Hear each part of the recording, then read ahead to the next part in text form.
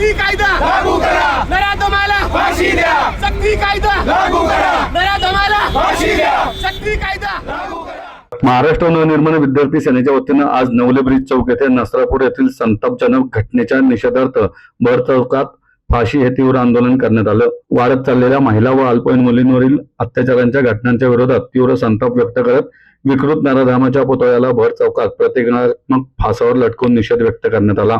बदलापूर, ठाणे, चाकण आणि आता नसरापूर अशा सलग घडणाऱ्या घटनांमुळे संपूर्ण समाजात संतापाची लाट निर्माण झाली असून अशा विकृत नराधमांना तात्काळ कठोरात कठोर शिक्षा झाली पाहिजेत अशी ठाम भूमिका आंदोलनातून मांडण्यात आली. केवळ निषेध आणि आश्वासने नकोत, चौकात फाशी दिली पाहिजेत किंवा एन्काउंटर केलं पाहिजे अशी मागणी करण्यात आली.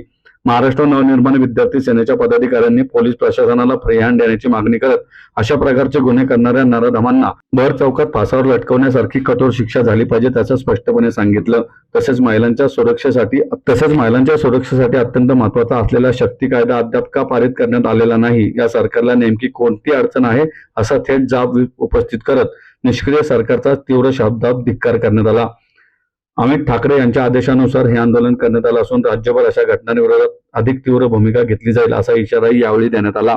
शहराध्यक्ष धनंजय दळवी आणि खडकवासला विभाग अध्यक्ष निलेश जोरी यांनी आयोजित केलेल्या या आंदोलनात महाराष्ट्र नवनिर्माण विद्यार्थी सेनेचे राज्य संघटक प्रशांत कनोजिया, राज्य सचिव आशिष साबळे, राज्य कार्यकारिणी सदस्य रवी बनसोडे, शैलेश विटकर, विभागाध्यक्ष संतोष वरे, हेमंत बोळगे, आशुतोष माने, अशोक पवार, केतन डोंगरे आदी पदाधिकारी, महाराष्ट्र सैनिक मोठ्या संख्येने उपस्थित होते. निर्दयी घटना घडतात, अल्पवयीन मुलींवरती अत्याचार करून खून केले जातात, याला संपूर्णपणे हे निष्क्रिय सरकार जबाबदार आहेत. सन्माननीय अमित साहेब ठाकरे यांनी काल या बाबतीत त्यांच्या वेदना सांगितल्या. पूर्ण महाराष्ट्र आज संतापलेला या सगळ्या घटनांवरती आणि न्याय व्यवस्थेवर आता विश्वास आलेला नाही, कारण न्याय व्यवस्थेची दिरंगाई पुढची तारीख पडायची आधी अजून एक अशी दुर्दैवी घटना घडलेली असते. मग या सगळ्याला काय अर्थ आहे? शेवटी अशा प्रकारच्या निर्दयी निष्ठुर लोकांना, अशा नराधपांना असं चौकात फाशी दिली पाहिजे. ही चौकात फाशी आम्ही या ठिकाणी प्रतिकात्मक पद्धतीने देतो. न्याय अशाच पद्धतीने झाला पाहिजे. त्यांना जागेवर गोळे घातले पाहिजे, दगडी ठेचून मारले पाहिजे. त्याशिवाय या नराधमांना जर बसणार नाही. जर महाराष्ट्रात अशा शिवछत्रपतींचा महाराष्ट्र आहे, इथं त्यांनी चौरंग केला होता अशा पद्धतीने मुलींवरती वाईट टाकणाऱ्या लोकांचा हा आदर्श घेऊन बसतो आपण. प्रत्येक वेळेस हे सरकार मागची कोर्टात कुठली केस दाखल झाली, पुढच्या तारीख पडत झाली असा गुन्हा घडलेला असतो. नवीन गोष्ट घडली की आपण जुनं विसरून जातो. बदलापूर झालं, ठाणे झालं, चाकणला झालं, आज नसरापूर आहे. अजून कुठे होणार? किती वार बघत बसणार आपण? हे निष्क्रिय सरकार करतं काय?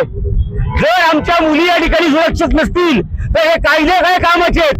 मग जर उद्या आम्हाला कायदा हातात घ्यायला लागला, अशा नराधमांना जर 7-7, 8-8 वर्ष लागत असतील फाशी मिळायला, त्यांना मृत्यूदंड व्हायला, तर कायदा आम्हाला हातात घ्यावा लागेल.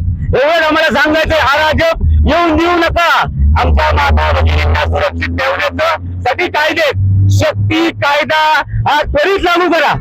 शक्ती कायद्यासाठी जे त्यांच्या हाताला लाकूड बसले, विधानसभेतले जे आमदार आहेत ना, त्यांच्या हाताला लाकूड बसलेत. त्यांना बाकीच्या सगळ्या गोष्टी दिसतात, पण आमच्या आई बहिणींवर, लहान मुलींवर अत्याचार होणार शक्ती कायदा अजूनपर्यंत त्यांच्यावर संमत करता येत नाहीये. या सगळ्या गोष्टीसाठी जर काय पर्याय असेल, त्यांना जरा पोहोचायचे तर भर चौकात त्याच्या नराधमांना फाशी दिली गेली पाहिजे. आणि आज आम्ही मनविषयातर्फे प्रतिकात्मक पद्धतीने या भर चौकात फाशी देतो. भारतात प्रत्येक 16 मिनिटाला एक बलात्कार होतोय आणि हे कुठे ना कुठे थांबलं पाहिजे.